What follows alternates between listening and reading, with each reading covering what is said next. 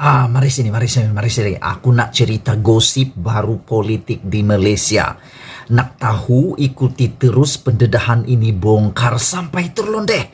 Aku nak cerita dengan kamu rupa-rupanya dalam diam Ismail Sabri Yaakob sudah mentaici kluster Mahkamah UMNO. Wow. Kau tak pernah tahu kan? Nah, nanti aku beritahu. Ikuti terus ulasan ini. Aku nak bagi tahu kamu semua rupa-rupanya dalam diam-diam Ismail Sabri Yaakob sudah berjaya mentaici. Taici tahu? Mengkungfu. Mentaici kluster mahkamah. Cuma Zahid tak sedar-sedar lagi. Ini ulasan yang hebat. Aku nak bacakan kepada kamu semua apa sebenarnya yang berlaku sehingga dalam diam-diam Ismail Sabri Yaakob sudah berjaya mentaici kluster mahkamah, cuma Zahid tak sedar-sedar lagi. Jom, mari aku nak cerita kepada kamu. Ini gosipnya. Ini bukan sekadar gosip, tapi ini fakta yang luar biasa. Rupa-rupanya Zahid gagal mendapatkan mandat daripada perwakilan PAU agar beliau diberi kuasa penuh untuk mencadangkan kepada Perdana Menteri bagi pihak UMNO tarikh paling sesuai untuk membubar parlimen. Benarlah di akhir PAU 2021 Zahid tidak dapat tentukan tarikh PAU 2021 dalam diam kan. Sebenarnya menurut Regi JC Ritaudin, Zahid sudah kena getah, dan bagi memastikan Ismail Sabri bersetuju untuk membubarkan parlimen dalam masa terdekat, Zahid perlu mengesahkan secara bertulis bahawa Ismail Sabri akan menjadi calon tunggal Perdana Menteri jika Barisan Nasional memenangi pilihan raya umum ke-15 menurut pandangan Regi JC Ritaudin. Tanpa kamu ketahui apa yang dikatakan oleh Ismail Sabri Yaakob mengatakan di dalam penggulungan ucapannya di PA 2021, beliau mengatakan perlu dibincang oleh top 5. Jadi mungkin di sinilah Regi JC Ritaudin memikirkan mungkin di dalam kata-kata Ismail Sabri yang mengatakan apabila UMNO benar-benar yakin menang sahaja baru tanpa menunggu satu saat pun dibubar parlimen. Tapi mungkin yang tersirat adalah perlu Zahid Hamidi menulis secara bertulis untuk menyatakan Ismail Sabri Yaakob adalah calon tunggal Perdana Menteri Barisan Nasional bagi memenangi pilihan raya ke-15. Barulah Ismail Sabri Yaakob akan membubarkan parlimen. Dalam diam-diam, rupa-rupanya Ismail Sabri Yaakob lebih licik daripada Zahid Hamidi. Wah, hebat juga. Tahniah kepada Perdana Menteri kita yang luar biasa ini. Aku pun tak pernah sangka sampai begitu kedalaman tersiratnya yang difikirkan oleh aku dan juga oleh Regi JC Ritaudin ini. Menurutnya, Perhimpunan Agung UMNO 2021 yang baru saja berakhir menyaksikan dua ucapan yang mendapat tepukan gemuruh perwakilan. Ucapan yang pertama ialah daripada Perdana Menteri, yang kedua adalah daripada Zahid Hamidi. Menurut Ismail Sabri, beliau tidak akan menunggu walau sesaat untuk memulahkan langkah membubar parlimen jika dipersetujui parti. Namun, perkara itu perlu dibincangkan terlebih dahulu oleh kepimpinan tertinggi parti, yaitu top 5. Dan kamu perlu tahu, salah seorang daripada top 5 itu adalah Ismail Sabri Yaakob. Kalau dipersetujui, beri saya bersama dengan Presiden, Timbalan, Naib dan top 5 untuk bincang perkara ini. Boleh, kata Ismail Sabri. Jika kita yakin dengan kemenangan, kita takkan tunggu satu saat pun untuk bubar parlimen untuk memberi laluan pada PRU 15 menurut Ismail Sabri. Sedarkah Anda apa yang telah berlaku? Mari, aku nak cerita pada kamu apa sebenarnya yang tersirat yang sedang berlaku. Yang pertama, Ismail Sabri meletakkan syarat bahawa beliau wajib berbincang dengan top 5 dalam UMNO sebelum pembubaran parlimen.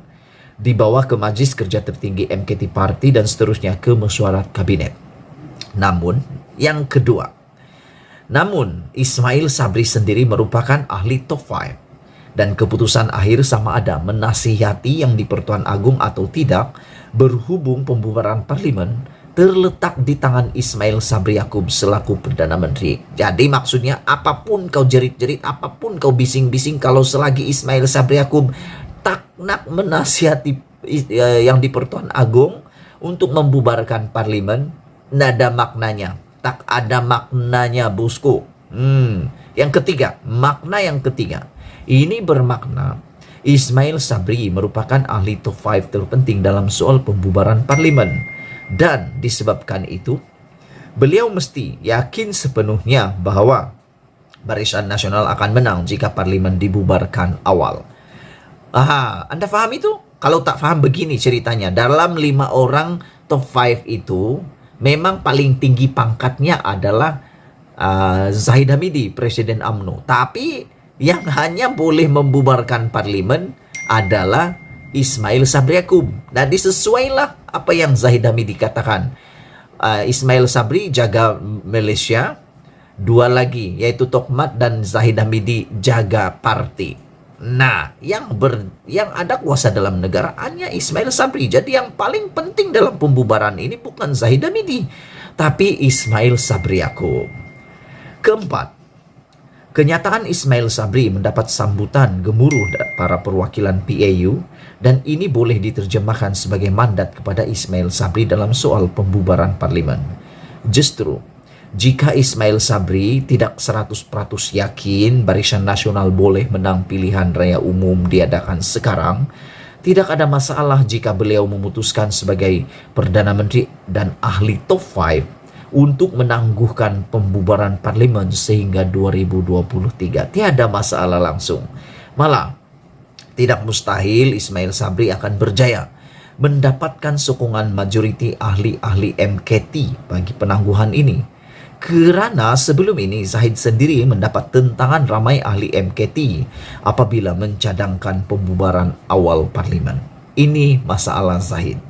Disebabkan terlalu gairah dengan ucapan Ismail Sabri, beliau lupa mendapatkan mandat para perwakilan PAU agar beliau diberi kuasa penuh untuk mencadangkan bagi pihak UMNO tarik paling sesuai untuk membubarkan parlimen. Tanpa mandat ini, sebarang cadangan UMNO kepada Perdana Menteri wajib diputuskan terlebih dahulu di peringkat MKT yang kebelakangan ini bukan lagi berada dalam genggaman Zahid seperti dulu-dulu. Kesudahannya, Ismail Sabri akan berbincang dengan top 5, termasuk dirinya sendiri, sebelum memberi solusi terakhir ke mesyuarat MKT, di mana beliau sendiri akan membuat keputusan bersama-sama majoriti yang tidak memihak kepada Zahid, sebelum menyampaikan keputusan ini kepada dirinya untuk pertimbangan lanjut. Nampak? Tak? Tak nampak? Nampak? Kalau nampak, Zahid sudah kena getah. Dan bagi memastikan Ismail Sabri bersetuju dengan pembubaran awal parlimen, Zahid perlu mengesahkan secara bertulis bahwa Ismail Sabri akan menjadi calon tunggal Perdana Menteri jika Barisan Nasional memenangi pilihan raya yang ke-15. Setakat ini, Zahid hanya memberi bayangan bahwa Ismail Sabri akan menjadi calon Perdana Menteri. Dan kita sedia maklum betapa ikhlasnya bayangan-bayangan Zahid selama ini. Di depan UMNO, Zahid bercerita lain, namun di belakang UMNO ceritanya sentiasa berubah.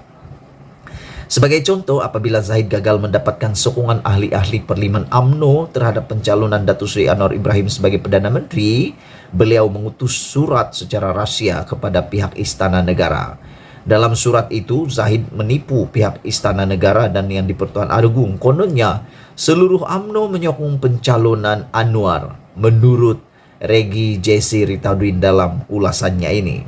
Surat berkenaan disokong secara bertulis oleh Najib dan dihantar tidak sampai 48 jam selepas Zahid berjumpa dengan Muhyiddin di kediamannya untuk menjanjikan sokongan padu UMNO.